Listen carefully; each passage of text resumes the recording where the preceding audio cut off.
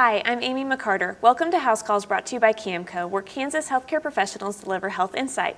Today I'm speaking with Dr. Doug Iliff of Topeka about plantar fasciitis. Thanks for being here today, Doctor. You're welcome, Amy. Let's just start with simply, what is plantar fasciitis? Plantar fasciitis is one of the 8 or 10 things I see that patients could reliably diagnose and treat all by themselves, and therefore put me out of business.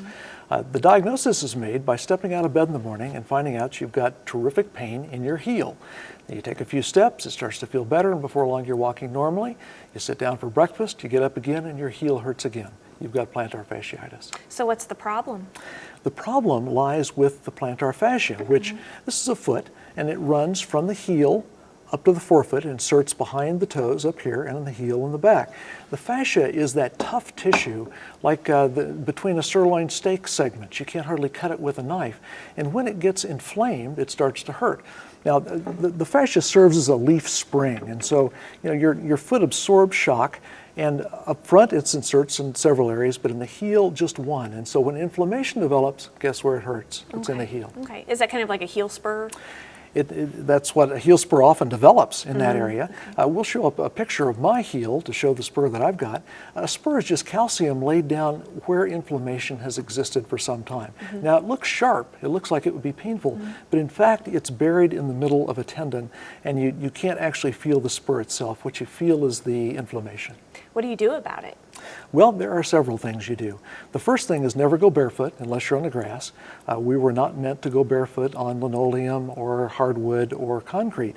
The second thing is stretching. The most research-proven thing to do is to simply grab your toe like this and just pull back on it. Now, do that for 10 minutes a day. You can also stand on a stair and lower your heel over the edge while you're holding onto the banister for 10 minutes or so. And that stretch you'll feel in your calf, but it's really loosening up the whole apparatus so that the tendon is relieved of its pressure. The next thing would be to try a heel cup, which you can just insert in your daily work shoes. If that doesn't work, then you can try Advil or Aleve on a regular basis for several weeks. And after that, you get to the part that I really hate, which is ice. You come home from work, it's feeling pretty good.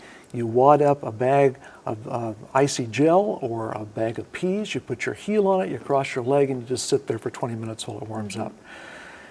If that doesn't work, then I'm afraid you're going to need the services of your physician. It can be injected with a steroid to make it feel better, or ultimately you may need to go and have orthotics made by a podiatrist. Okay, all right, great. Good information. Thank you very much for being here today. You're welcome. Please join us next week for a new health topic discussion on House Calls.